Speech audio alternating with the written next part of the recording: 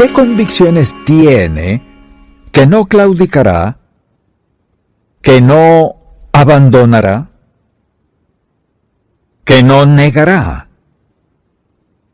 ¿Qué convicciones? Y pensando en lo que enseña la Biblia, todos debemos tener convicciones básicas. Dios nos da convicciones para guiar nuestra vida, para protegernos, motivarnos a hacerlo mejor y vivir como agrada a Dios. Y si le pregunto, ¿sabe cuáles son sus convicciones? Algunos dirán que sí, pero otros dirán, no había pensado en eso. Pues escuche muy bien. Nuestras convicciones definen quiénes somos. Ellas revelan quiénes somos, cómo pensamos, nuestras preferencias, qué decidimos, a dónde vamos, cómo gastamos el dinero, cómo nos relacionamos con otros. Las convicciones son vitales en la vida. Y este mensaje se titula Nuestras convicciones personales. Vayamos a Hechos capítulo 4 y veamos un poco del contexto. Pedro había predicado el gran sermón en el Pentecostés, 3,000 personas fueron salvas. Luego volvió a predicar y Pedro y Juan iban camino al templo y vieron a un hombre que era paralítico y allí estaba esperando recibir de ellos algo que le fuese útil, pero Pedro le dijo, no tengo plata ni oro, pero lo que tengo te doy. En el nombre de Jesucristo de Nazaret, anda. Esa fue su palabra, y se levantó. Dice la Biblia que no solo caminó, sino brincó con gozo hasta el templo. La pasaba muy bien, gozándose por lo que le había dicho el Señor.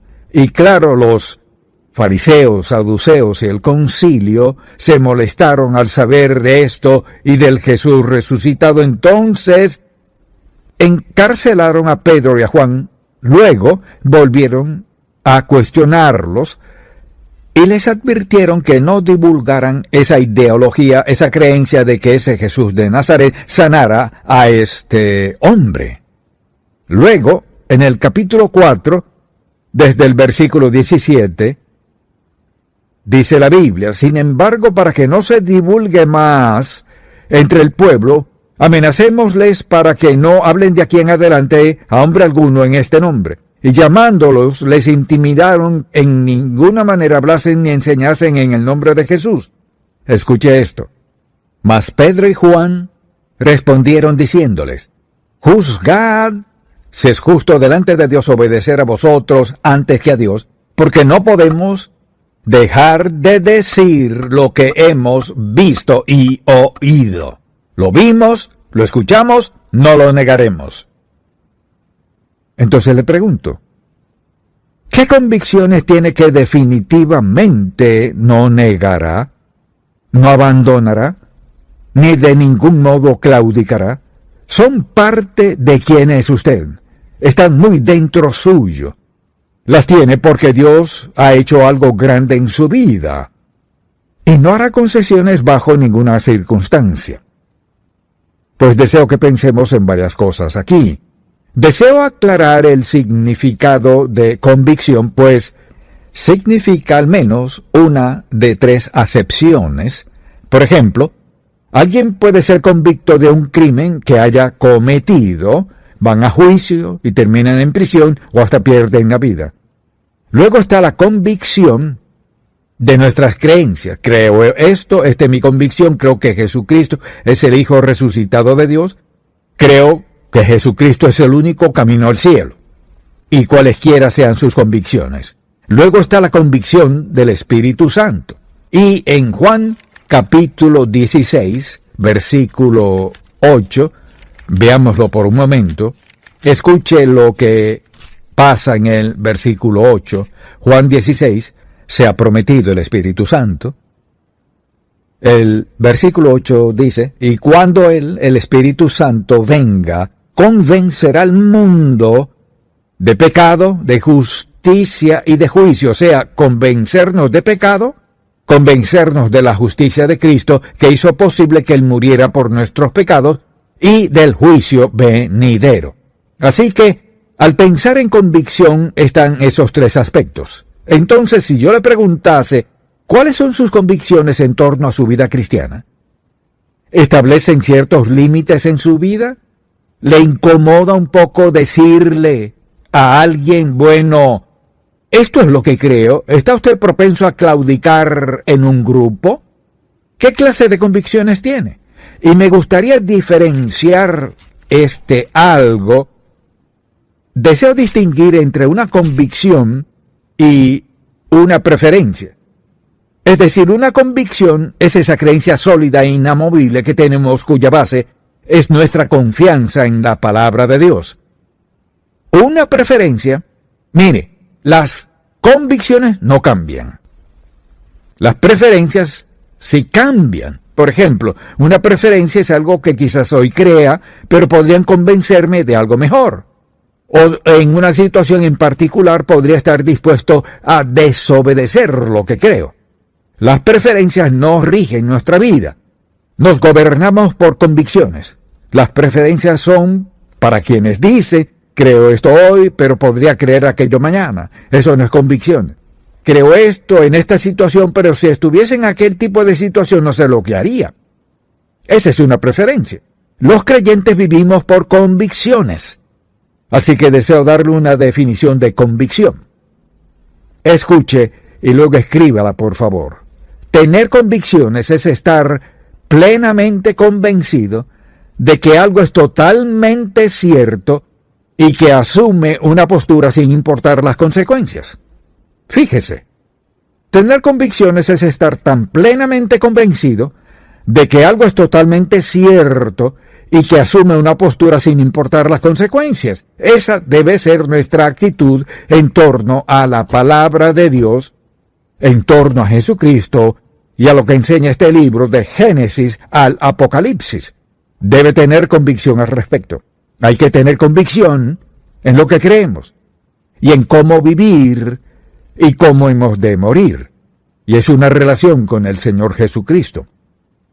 Las convicciones se basan en principios. Esto dice la Biblia, esto es lo que creo. Las preferencias se basan en un ir y venir. Y quienes viven según sus preferencias creen esto hoy y aquello mañana. Depende de la circunstancia. Depende de cuál sea la oferta. Depende de cuál sea la tentación. Y nunca se sabe dónde está la persona que se rige por preferencias. Pregúntese. ¿Rijo mi vida por preferencias o por las convicciones básicas en mi vida que definen quién soy yo? Las preferencias van y vienen. Las convicciones son líneas rectas. Esto es lo que creo y por esta razón lo creo. ¿En cuál categoría entra usted? ¿Vive por preferencias o por convicciones? Entonces, al considerar eso, pienso en las características, por ejemplo, de una persona con convicciones. Vemos a Pedro y Juan, allí estaban, habían visto personalmente al Señor Jesús, estaba en sus vidas y corazones, lo defendían. Pedro acaba de predicar un gran sermón y ahora iban camino al templo a orar y ven a este hombre que pide sanidad. Note lo que dijo Pedro: en el nombre de Jesucristo de Nazaret, para que no quede duda alguna de quién hablamos. Jesucristo de Nazaret le dijo, levántate y anda, y lo hizo. ¿Cómo podría negar el gran poder de la fe en el Señor Jesucristo? No podría. Entonces, al pensar en las características de una persona con convicciones, ciertamente son evidentes en su vida. Le pido que escriba estas características y examine su propia vida. ¿Son ciertas en usted? La primera es esta. Una persona con convicción es alguien que vive con un sentido de propósito. Hay un propósito en su vida. Saben a dónde van, saben cómo llegarán allí. Es un andar, una senda definida. Tienen convicciones, ciertas cosas cuadran en su vida, otras no cuadran en su vida. Si creemos en esta Biblia, no deberíamos dudar qué son las convicciones de Dios y qué son los pecados que nos rodean por doquier. La pregunta es esta: ¿tiene un sentido de propósito en su vida guiado por convicciones bíblicas básicas? Quizás diga, pues no soy de mente tan cerrada, pues ya está en problemas. Lo que está dispuesto a decir es, puedo estar hoy aquí, mañana allá, puedo creer eso mañana y esto hoy es indiferente, voy con el viento, voy a donde haya provecho, voy con la mayoría, voy a donde haya placer. Si es así, no tiene sentido real de propósito ni convicción en su vida. La segunda característica es esta: fe en Dios para poder vivir esas convicciones. Si es una persona con convicción, tiene fe en la veracidad de la palabra de Dios, tiene fe en Jesucristo y que Él es el Salvador, que resucitó y vive en el corazón y en la vida de todo el que lo acepte como su Salvador personal. Tiene convicciones definidas y las vive por fe en la palabra de Dios. La tercera característica es esta: valentía ante los desafíos de otros. Podría preguntarle cuáles son sus convicciones hoy en la iglesia. Si le dijese, se pondría de pie y me diría sus convicciones básicas, se pondría de pie y diría todo lo que siente que puede decir aquí en la iglesia. Y va a trabajar el lunes y está frente a unas 5 o 6 personas que dicen, no entiendo a esos cristianos, ni entiendo la Biblia, son tan cerrados de mente, creen que Jesucristo es el único camino al cielo. Entonces, ¿qué diría? ¿Se escabulliría callado? ¿O diría, esto es lo que dice la Biblia? Soy seguidor de Jesucristo y nunca claudicaría de mi estilo de vida. ¿Cuál diría? Depende de cuánta valentía tenga. Y para ser un verdadero seguidor de Jesús hoy por hoy se necesita valentía. Por el mundo en que vivimos, de lo que la mayoría no se percata, de eso hablaremos. Otra cualidad cierta sería me mantiene la perspectiva global en mente. Al ser desafiado por sus convicciones, piensa en la perspectiva global. Este es el cuadro completo. Si cedo y claudico de mi convicción y niego lo que verdaderamente creo, ¿cuál será el efecto a largo plazo en la vida de él, de ella o de ellos, de quienes me ven o escuchan negar lo que digo que creo? Así que una característica es mantener el cuadro completo en la mente. Y les digo a quienes son padres, en el nombre de Jesús, deben enseñar a sus hijos desde muy pequeños las convicciones bíblicas básicas. Si les dejan hacer lo que quieran, es porque así viven los padres. Que Dios ayude a los padres, cuyo amor por sus hijos no es más que dejarles ir a donde quieran ir sin darles convicciones bíblicas que rijan sus vidas. Dios lo puso aquí por nuestro bien, nuestra protección y como guía para una vida agradable a Él. Así que o se regodea como el mundo, o tiene la valentía de llevar una vida recta y piadosa y sabe lo que es vivir en rectitud. Desde luego, alguien que tiene convicciones reales tiene una fortaleza inusual. Permítame decirle por qué. Porque al aceptar a Cristo, el Espíritu Santo vino a su vida y le selló como hijo de Dios. Por eso es que no nos preocupa el que perdiéramos la salvación. No se puede. Somos salvos por la sangre de Cristo. Escucha lo que dice. Él le selló. Le selló hasta el día de la redención, hasta que Dios le llama a su presencia. Usted es hijo de Dios. Así que el Espíritu Santo mora en usted. ¿Cuál es la obra del Espíritu Santo? La Biblia lo dice muy claro. La obra del Espíritu Santo es facultarle, ayudarle a entender la verdad, prepararle para tener la fortaleza física, espiritual y moral para hacer lo correcto. La fortaleza para poder entender lo que dice la Biblia y por qué lo dice. La fortaleza para estar firme en las pruebas y en el peligro. El Espíritu Santo está allí. Él dijo, cuando mande al Consolador. Tiene usted al Espíritu Santo, quien le faculta, le fortalece, guía, dirige. No está solo. Y alguien dirá, bueno, vivo rodeado de personas, pero me siento absolutamente solo. Olvídese de eso. Si es hijo de Dios, no puede estar solo. Tiene el sello y la morada del Espíritu Santo. Él ha prometido estar con usted para lo que necesite. Así que tendrá una gran fortaleza. Quizás piense, no sabía que tendría el coraje de mantener mi postura así. Claro que sí. Y también tendrá visión. Cuando el Espíritu de Dios mora en usted, tendrá visión. Podrá ver las cosas que parecen ser algo cuando realmente no lo son. Y podrá discernir el engaño y sabrá que lo que ve no está bien. Lo que ve es mentira y las promesas son mentiras. Y todo lo que le arroja el mundo, que le promete paz, felicidad, prosperidad y todo lo demás, que es una gran mentira de Satanás. Y le aseguro, he visto que ha surgido una generación de personas que les importa muy poco la moralidad. Esta es la sociedad en que vivimos. Así que pensemos un momento, ¿por qué claudicamos de nuestras convicciones? Por ejemplo, en su oficina o en su escuela o quizás en su propia familia. ¿Por qué, si sabe lo correcto, dice, pero de todos modos lo haré? ¿Por qué sacrificamos nuestras convicciones? Creo que hay 4 razones y la primera es esta. Temor a las críticas. Mañana va al trabajo y sus compañeros hablan de que estuvieron bebiendo o de fiesta toda la noche y uno dice, estoy casado con esta, pero la pasé muy bien con fulana. ¿Qué dice usted? ¿Acaso les diría, esa no es una forma sabia de vivir, pero por temor a las críticas, hacemos esto? Bueno, yo entiendo, todo el mundo es diferente. Esa no es la respuesta.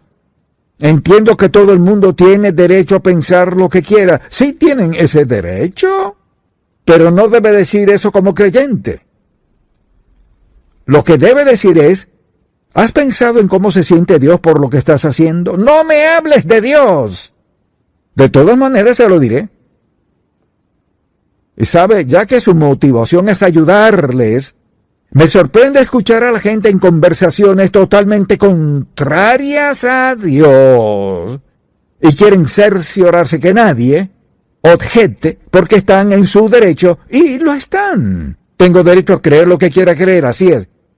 Y yo tengo el derecho y la responsabilidad de al menos decirle que hay otra senda y es el camino de Dios. Esa es nuestra responsabilidad. Pero el temor a las críticas y también el temor al fracaso. Algunas personas no mantienen sus convicciones porque piensan, bueno, ¿qué tal si fracaso? ¿Qué tal si claudico? ¿Qué tal si mis amigos me abandonan? En otras palabras, hacen concesiones en sus convicciones por temor a fracasar en su relación al no ser la clase de amigo que su amigo quiere. Escuche. Debemos ser la clase de amigos que necesitan. No lo que quieran, sino lo que necesiten. Y escuchen, la mayoría de las personas no están dispuestas a defender sus convicciones por temor al fracaso hasta cierto punto. Temor a la crítica y temor al rechazo. Temor al rechazo. Bueno, si creo eso, no me dejarán formar parte de esto. Me rechazarán. Adivine quién fue rechazado. Jesús, Pedro, Pablo y muchos más. ¿Seremos rechazados por otros? Permítame preguntarle. ¿No preferiría usted vivir de un modo que agrade a Jesucristo y seguir sus mandamientos y hacer lo que Él quiere que haga porque tiene el mejor plan para usted? ¿No prefiere eso aunque reciba un poco de objeción y rechazo?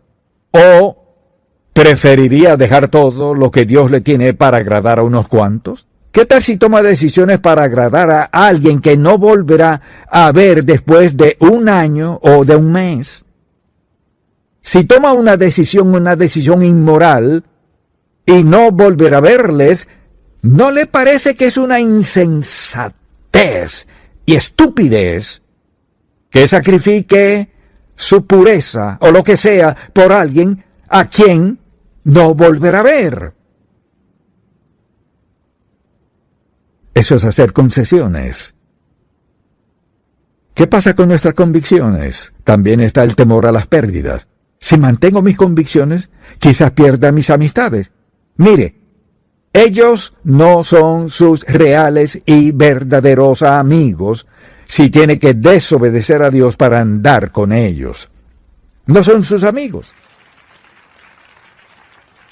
No solo los jóvenes, adultos, también hombres y mujeres. Bueno, tengo que hacer tal cosa porque fulano cree esto y si voy a ser parte de ese grupo tan maravilloso de gente rica, tengo que creer lo que ellos creen. ¡Claro que no! Pues no me querrán de amigo, no son sus amigos. Cualquiera que le aleje de Jesucristo no es su amigo, quien quiera que sea.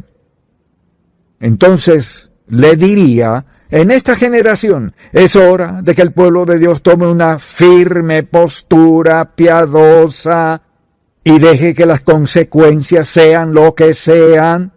Pero nosotros, al estar frente al Señor Jesucristo, queremos haber sido fieles a Él y a su palabra, sin importar lo que pase. Entonces le pregunto,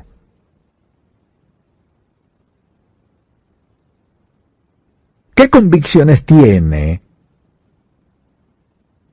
que no abandonará, que no claudicará y no negará? Un día de estos estará frente al Señor y dará cuenta de su vida. Alguien con convicciones firmes, piadosas, puede tener un gran impacto en sus amigos, en sus socios de negocios, en quien sea que les rodee. Debemos ser temerosos de Dios, con convicciones firmes basadas en la palabra de Dios, no en alguna opinión política ni basadas en la opinión de algún club. Nuestras convicciones deben basarse en la Biblia. Porque las demás cosas pasarán, las demás cosas serán pasajeras, la palabra de Dios nunca pasará. Y le exhorto a examinar sus convicciones y a preguntarse, ¿cuáles son mis convicciones? ¿Qué creo? ¿Y qué creo con firmeza para poder comunicarlo, sabiendo que seré rechazado? Entonces, ¿qué clase de vida está llevando? Quizá diga, ¿vivo la vida que quiero vivir?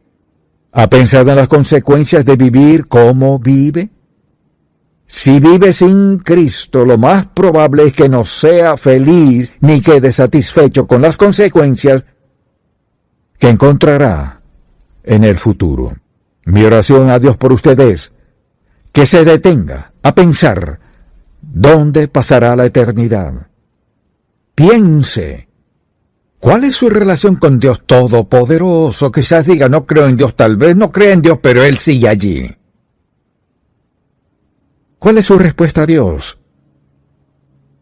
Lo más sabio que puede hacer, quizás sea decirle, Señor, no entiendo mucho de esto, pero quiero lo mejor para mi vida. Sé que he pecado contra ti y necesito ser perdonado. Te pido que perdones mis pecados. El pastor dijo que moriste en la cruz y pagaste todos mis pecados. Lo creo, te pido que perdones mis pecados y me salves hoy, amado Dios. Muéstrame la clase de compromisos que debo hacer, la clase de convicciones que debo tener. Dijo que el Espíritu Santo me ayudará. Te pido que el Espíritu Santo obre en mi vida, de modo que me haga la persona que quieres que sea, no importa cuáles sean las consecuencias. Si toma esa decisión, su vida cambiará, y cambiará para siempre. Amén. Padre, te damos gracias por darnos al Espíritu Santo para ayudarnos en tiempos difíciles. Te pedimos que nos ayudes a ser muy claros respecto a nuestras convicciones, a no encubrirlas ni esconderlas, ni estar dispuestos a cambiarlas para agradar a otros.